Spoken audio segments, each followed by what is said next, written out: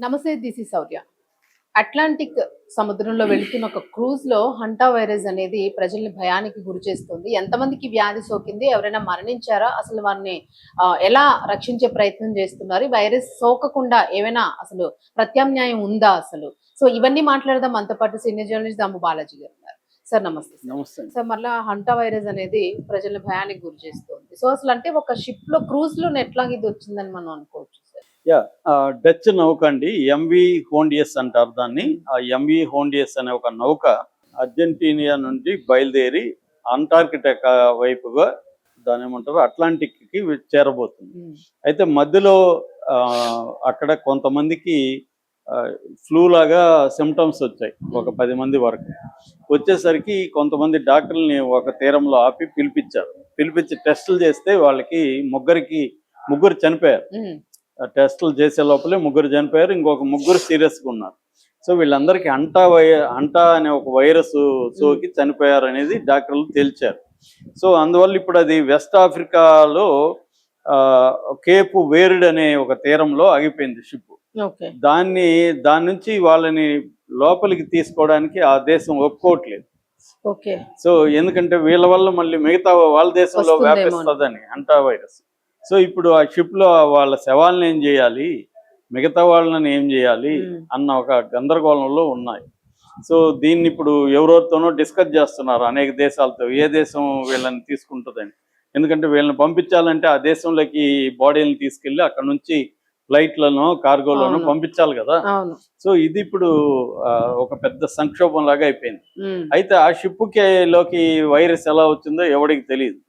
So ఇప్పుడు అందువల్ల ఏమవుతుందంటే అసలు ఇది అంటా వైరస్ అంటే ఏంటి, ఇది ఏషియా దేశాలకు కూడా వస్తుందా, ఇప్పటి వరకు ప్రపంచవ్యాప్తంగా ఎన్ని కేసులు ఉన్నాయి, మనకి అంటా వైరస్ ఉందా లేదా ఎలా గుర్తించాలి, అంటా వైరస్ రాకుండా ప్రివెంటివ్ స్టెప్స్ ఎలా తీసుకోవాలి, ఈ చర్చ ఇప్పుడు దేశవ్యాప్తంగా కూడా మొదలైంది. సో మనకి అంటా వైరస్ అనేది యాక్చువల్గా ఏంటంటే అంటా విరిడే అనే ఒక వైరస్ పేరు. ఇది జునోటిక్ వైరస్ అంటారు. జునోటిక్ వైరస్ అంటే జంతువుల ద్వారా మనుషులకు వ్యాపిస్తుంది. ఇది ఏ జంతువు ద్వారా వ్యాపిస్తుంది అంటే ఎలుకల ద్వారా వ్యాపిస్తుంది.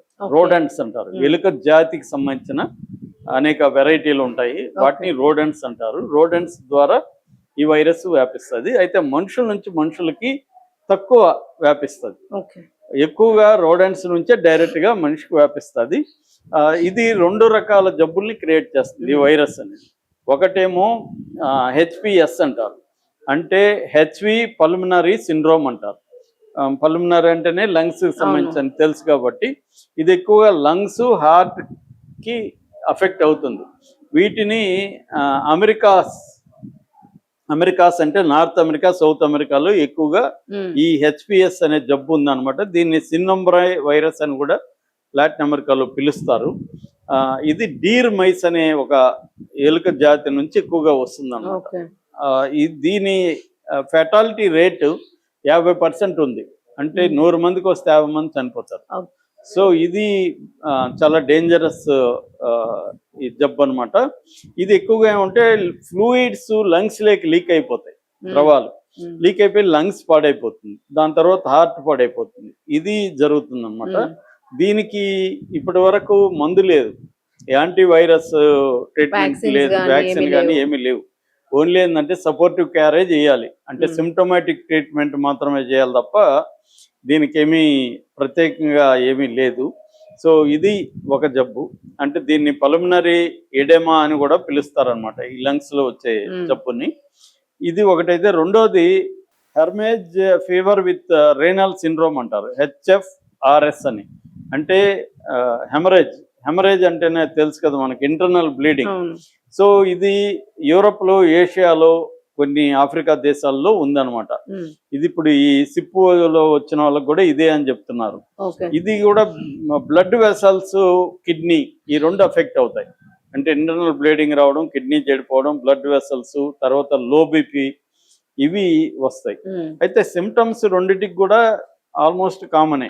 అంటే మామూలుగా ఈ వైరస్ లో వచ్చే వాటికంతా కూడా fever, cold, headache, abdominal pains, ఇవి వస్తాయి. దాని కాకుండా కొంత సివియర్ అయినప్పుడు లంగ్స్ లో ప్రాబ్లం రావడం, బ్రెయిన్ లో ఇష్యూస్ రావడం, హార్ట్ లో ఇష్యూస్ రావడం అనేది నెక్స్ట్ స్టేజ్ లో జరుగుతుంది.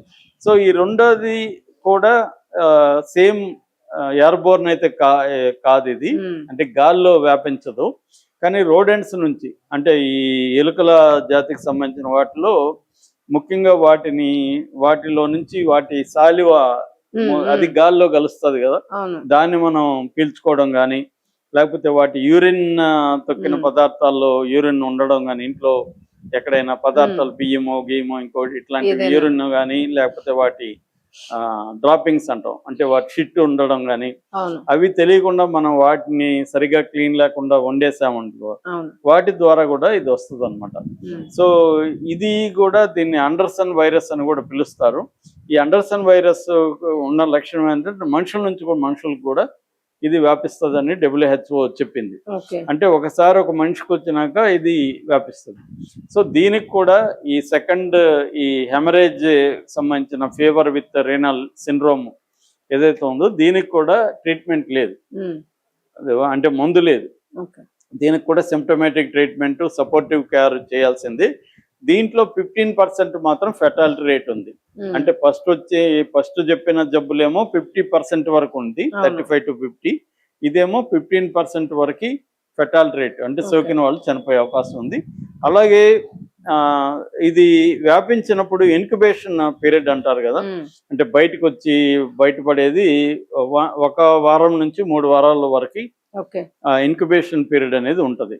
అయితే దీని ప్రివెన్షన్ ఏంటంటే బేసిక్ గా క్లీన్ గా ఉంచుకోవడం, ముఖ్యంగా ఎలుకలు ఇట్లా రాకుండా చూసుకోవడం, చెక్ చేసుకోవడం, అంటే ఫుడ్ లో ఏమన్నా చిన్న ఇవి ఉన్నాయా, ఎలుకలు వచ్చిపోయినాయా, ఇవి చెక్ చేసుకొని క్లీనింగ్ అనేది ప్రతిదీ క్లీన్ చేసుకోవడం, ప్రతిదీ ఉడకబెట్టి. ఇప్పుడు కాయగూరలు మనం ఒక్కోసారి క్యారెట్లు ఇవి పచ్చిగా తింటాం, దాని మీద ఎలుకలు వెళ్ళున్నాయి, వాటి శాలువా ఉన్నింది అనుకోండి, మనం క్యారెట్ తింటాం కదా, క్యారెట్ మంచిదని తింటాం కానీ అది హంటా వైరస్ వచ్చే అవకాశం ఉంది.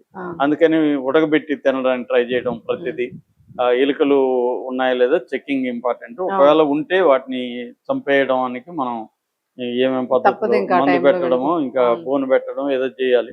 సో ముఖ్యంగా ఎలుకలున్న ఏరియాలు, ఎలుకలున్న ప్రాంతం, ఎలుకలు కాకపోతే అలాంటి పందికొక్కులు ఇంకోటి. సో అది వాటి ద్వారా వచ్చే అవకాశం ఉంది. ఇండియాలో అయితే ఇప్పటి వరకు కేసులు ఏమి పెద్ద కనబడలేదు. వరల్డ్ వైడ్ గా మాత్రం 1,00,000 కేసులు ఉన్నాయని చెప్తున్నారు. సో ఇది అంటే దీన్ని దాని ఏమంటారు, ఒక మానిటర్ చేయాల్సిన జబ్బుగా వరల్డ్ బ్యాంక్ కూడా గుర్తించింది.